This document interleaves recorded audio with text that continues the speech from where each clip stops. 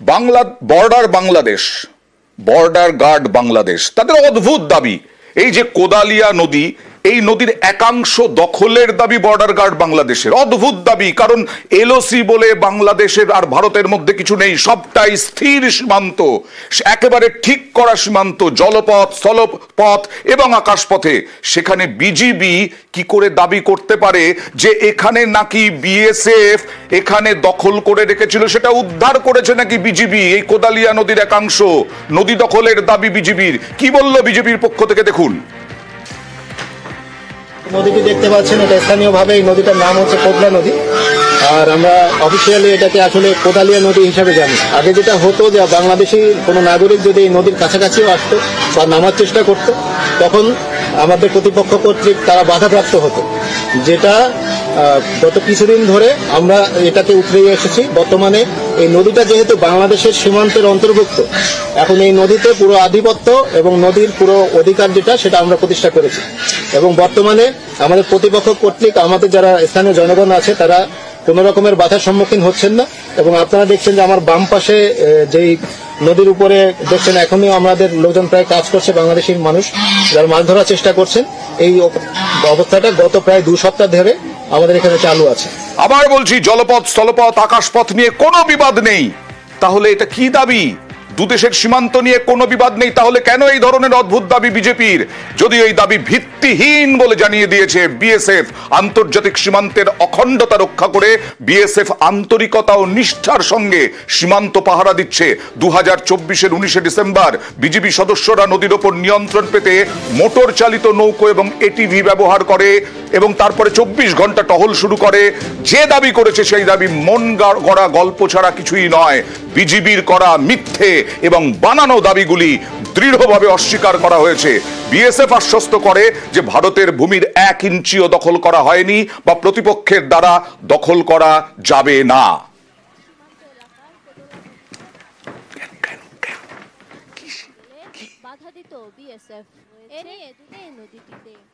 অশান্ত বাংলাদেশ, সে দেশের বর্ডার গার্ডের অদ্ভুত দাবি, কোদালিয়া নদীর কিছু অংশ বাংলাদেশের বলে দাবি, সিনিয়র অফিসারদের দাবি অসত্য, গতকালই জানিয়ে দিয়েছে বিএসএফ। আর স্থানীয় বাসিন্দারা তারা কি বলছেন, সরাসরি আমাদের প্রতিনিধি এই জায়গায় রয়েছেন, সরাসরি চলে যাব অনিরুদ্ধর কাছে। অনিরুদ্ধ, কি পরিস্থিতি এই মুহূর্তে ওখানে? দেখো অনন্ত, তোমাকে জানিয়ে রাখি যে উত্তর 24 পরগনার রনঘাট সীমান্ত, অর্থাৎ যে জায়গাতে বিজিবির 58 নম্বর ব্যাটালিয়নের বিজিবির কর্তা দাবি করেছেন যে কোদালিয়া নদীর 5 কিলোমিটার জায়গা তারা দখলে ছিল না, বিএসএফ আগে থেকে দখলে ছিল, বা সেখানে কোনো রকম চাষিদের আসতে দিত না বিএসএফ, তেমনই দাবি তুলে তারা আবার পুনরায় দখল করেছে, এরকম দাবি করেছিল বাংলাদেশ বর্ডার গার্ডের একজন উচ্চপদস্থ কর্তা। এবং তা নিয়ে কিন্তু বিএসএফের তরফ থেকে ইতিমধ্যেই প্রেস রিলিজ দেওয়া হয়েছে এবং বিএসএফের তরফ থেকে জানানো হয়েছে যে একদম অসত্য এবং মন গড়া গল্প বলছে এই বিজিবির পক্ষ থেকে। এবং এই বিএসএফের এই তথ্যকেই মানছে এই দেশের যে সমস্ত স্থানীয় বাসিন্দা বা ওই রনঘাট গ্রাম পঞ্চায়েতের প্রধান। তারা দাবি করেছেন যে তারা ছোটবেলা থেকেই দেখে এসেছেন যে এই যে কোদালিয়া নদী, সেই নদীর এপারে পাহারা দেয় বিএসএফ, ওপারে পাহারা দেয় বিজিবি। সেখানে কোনো মতেই বিএসএফ ওপারে গিয়ে কখনোই বাংলাদেশের ল্যান্ডকে দখল করেনি। বাসিন্দাদের যে দাবি, যে যে যে একেবারে ছোটবেলা থেকে তারা দেখে আসছেন বলছেন, সেটা একবার দেখাই।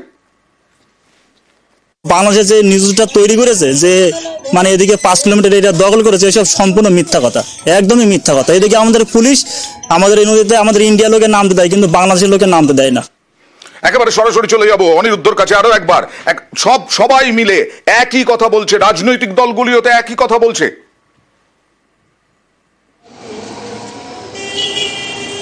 একদমই অনন্ত, তোমাকে জানিয়ে রাখি যে রাজনৈতিক দল বলতে তৃণমূল কংগ্রেসের অঞ্চলের যিনি প্রধান আছেন আপসরা মণ্ডল, তিনি কিন্তু জানিয়েছেন যে একদম পুরোপুরি ভিত্তিহীন দাবি তুলেছে বিজিবির পক্ষ থেকে। বিএসএফ এখানে অতন্দ্র প্রহরীর মতন পাহারা দিচ্ছে, বিএসএফ কি চুরি পরে বসে আছে?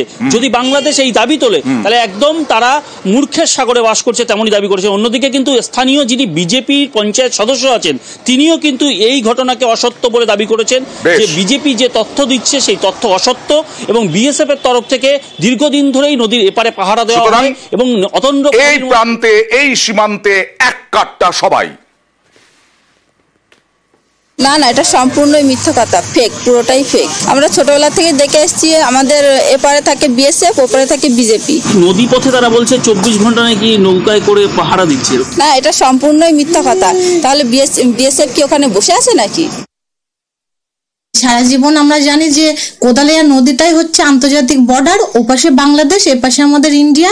বিজেপির যে আধিকারিক যিনি যেটা দাবি করেছেন যে তিনি পুনরায় দখল করেছে, এটা সম্পূর্ণ ভিত্তিহীন এবং এটা ফেক।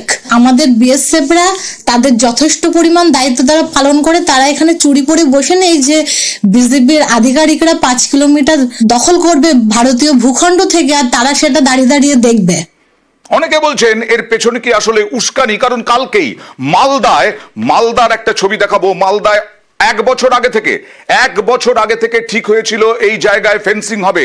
মালদায় কালিয়াচক সীমান্তে, সেখানে ফেন্সিং দিতে যখন গেল বিএসএফ, তখন বিজিবির বিরুদ্ধে বাধার অভিযোগ, এবং তারপরে বিএসএফ এর সঙ্গে একসঙ্গে ওখানকার বাসিন্দারা বিরোধিতা করলেন। এই সব উস্কানি কি বাংলাদেশের সরকারের পক্ষ থেকে আসছে? ভারত বিদ্বেষ আরো উস্কে দিতে বিএনপি নেতার দাবি ভারতের কারণেই নাকি বাংলাদেশে ভোট হচ্ছে না।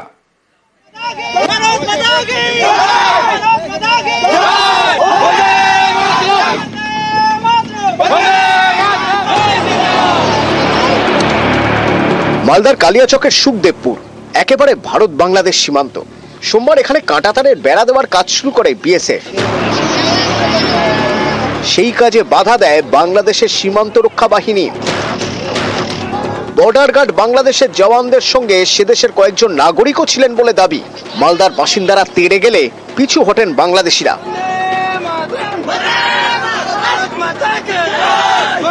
এ নিয়ে সোমবার থেকে মালদায় ভারত বাংলাদেশ সীমান্তে উত্তেজনা ছড়ায়।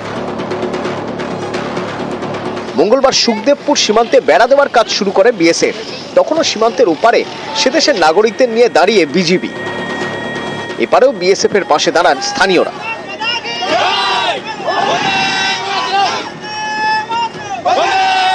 বাংলাদেশেরা আমাদের দেশে যে তারবন্দি করবে বা তারবাড়া করবে, সে তারবাড়াটা করতে দিচ্ছে না। অনেক বাংলাদেশের ফৌজ ওরা বাধা দিচ্ছে। তাই আমরা ইন্ডিয়ার মানুষ, ভারতবর্ষের মানুষ চেষ্টা করছি, এটা আমরা চাই ওটা দিয়ে তারবাড়া হোক। তারবাড়া বাংলাদেশ বলা করতে দিবে না, জবরদস্তি বাস দিব না, গন্ডগোল করছে, হাসুয়া চালাইছে, ঢিল চালাইছে। কতটা বাকি আছে? ধরেন 1.5 কিলোমিটার। তারবাড়াটা হলে আমাদের সুবিধা আছে, উগ্রবাদী ঢুকতে পারবো না। আমরা বলছি তারবাড়াটা হোক। ভারতের সঙ্গে বাংলাদেশের সীমান্ত 2217 কিলোমিটার। এর মধ্যে অনেক জায়গাতেই কাঁটাতার নেই।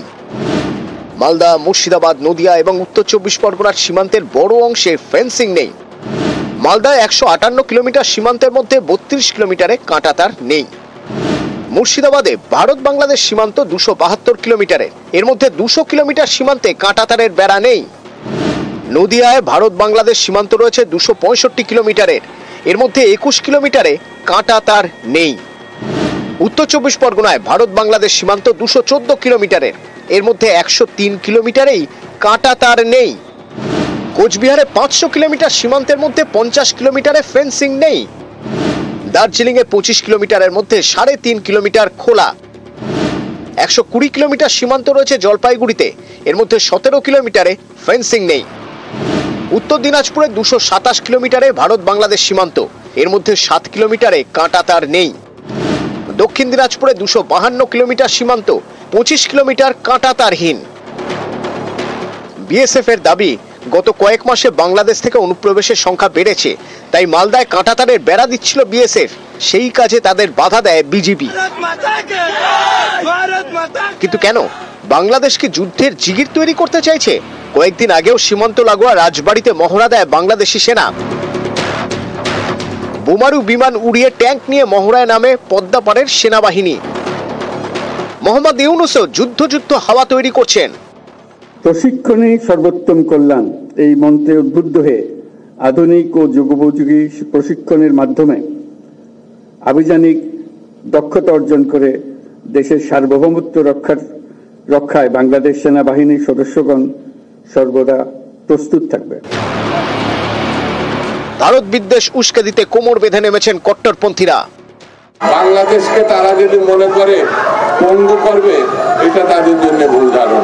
বাংলাদেশকে সহযোগিতা করে যাতে নির্বাচিত সরকার না আসতে পারে, ভালো ভোট না হয়, এটা তারা চেষ্টা করছে। আমি বর্তমান সরকারকে বলবো ওই ফাঁদে আপনারা পা যেন না দেন। নিউজ 18 বাংলা। ইউনুস জমানায় বাংলাদেশের একাংশ এত নৃশংস, 95 জন মৎস্যজীবীকে জেলে রেখেছিল বাংলাদেশ সরকার। তার মধ্যে এই গুণমণি দাস, নিহত ভারতীয় মৎস্যজীবী, আগে জানা গিয়েছিল লঞ্চ থেকে ঝাঁপ দিয়েছিলেন, তা নয়, অভিযোগ আসছে ডুবিয়ে খুন করা হয়েছে এই মৎস্যজীবীকে। তারই সঙ্গী আর এক মৎস্যজীবী যিনি ফিরেছেন গত কয়েকদিন আগেই এই বাংলায়, তিনি কি বলছেন দেখুন। আমাকে একা পেয়ে ওখান থেকে দাবড়িয়ে ধরতে গিয়ে আমার বোটে ধাক্কা লেগে আমার 5 জন লোক পড়ে যায়। তার ভিতরে আমার ছেলেও ছিল। আমার ড্রাইভার পড়ে গেছিল, তাকে তুলবার সময় দেয়নি। যদি 2 ঘন্টা আমাকে টাইম দিত, ওদের অনেক হাতে পায়ে ধরেছি অফিসারদের। আমাকে বিশালভাবে টর্চার করতে এগুলো আমার সব ফাটিয়ে ফেলেছে, ব্লাড বেরোচ্ছে, তারপরে চোখ বেঁধে ফেলেছে, মুখে দৌড়ে দিয়ে যেন চিল্লাইতে না পারি। একটা মানুষকে এরকম ভাবে তারা মারতে পারে, অত্যাচার করতে পারে, কিন্তু সেটা আমার কল্পনার বাইরে। একেবারে নিরস্ত্র, শুধুমাত্র মাছ ধরতে গিয়ে সীমান্ত পার করে ফেলেছিলেন তারা। তারই জন্য একজনকে হত্যা, বাংলাদেশের কোস্টগার্ডরা তার স্বামীকে মেরে ফেলেছে, অভিযোগ মৃত এই গুণমণি দাসের স্ত্রীর। আমার স্বামীকে কোস্টগার্ড মেরে ফেলেছে, সবাই ছিল, আমার স্বামীটা কেন মেরে দিল কোস্টগার্ড, বাংলাদেশের কোস্টগার্ড। সাগরে মাছ ধরতে গিয়ে আর ওরা ধরে ফেলেছে কোস্টগার্ড ধরে সবাইকে মারধর করে, আর আমার স্বামীকে সাগরে ফেলে দিয়েছে। শুধু ডুবিয়ে মারাই নয়, অন্যান্য বেশ কয়েকজন মৎস্যজীবীকে একেবারে মারধর করা হয়েছে, চূড়ান্তভাবে অত্যাচার করা হয়েছে। গুণমণি দাসকে তো একেবারে ডুবিয়ে খুন করা হয়েছে, অভিযোগ তার সঙ্গে বিভিন্ন মৎস্যজীবীকে। প্রথমবার বাবার সঙ্গে ট্রলারে গিয়ে কি অভিজ্ঞতা হয়েছে দেখুন। ওরা আমাদের নেভি শিপে তুলে মারধর করে, আমার বাবাকে অনেক মারধর করে। ওরা মুখে মাথায় এরকম বন্দুক ঠেকিয়ে আমাদের ছবি তুলছে, হাসছে। না আর যাবো না, আমি তো ক্লাস পড়ি। এই ফার্স্ট টাইম বাবার সাথে, বাবার লোক কম ছিল, গেছি। এমনটা হবে স্বপ্নে কল্পনা করতে পারিনি। একটা মানুষ মারা গেছে নিরীহভাবে, তাকে নিজের চোখের সামনে হারাতে হবে, এটা স্বপ্নে কল্পনা করতে পারিনি। আর মৎস্যজীবী শ্রমিক ইউনিয়নের নেতা তিনি বলছেন যে বাংলাদেশের বর্তমান রাজনৈতিক পরিস্থিতির পরেই এমন ঘটনা। নিপীড়নটা একটু বেশি মাত্রায় হয়েছে, পিছনে হাত বেঁধে রেখেছিল এবং ওদেরকে বেধড়ক মেরেছে। গুণমণি দাসে ভয়াবহতা সহ্য করতে পারেনি, হয়তো ট্রলারটাকে এমন ভাবে চেস করেছে এবং ধাক্কা মেরেছে যে ওর পেছনের অংশটাই খুলে পড়ে গেছে। এরকম বিভৎস এগুলো আগে হয়নি। এটা বাংলাদেশের পরিস্থিতিটা সৃষ্টি হয়েছে ভারতের সঙ্গে সম্পর্ক, এরপরেই এই ঘটনাগুলো, এই এত মারধর বা এগুলি ঘটছে।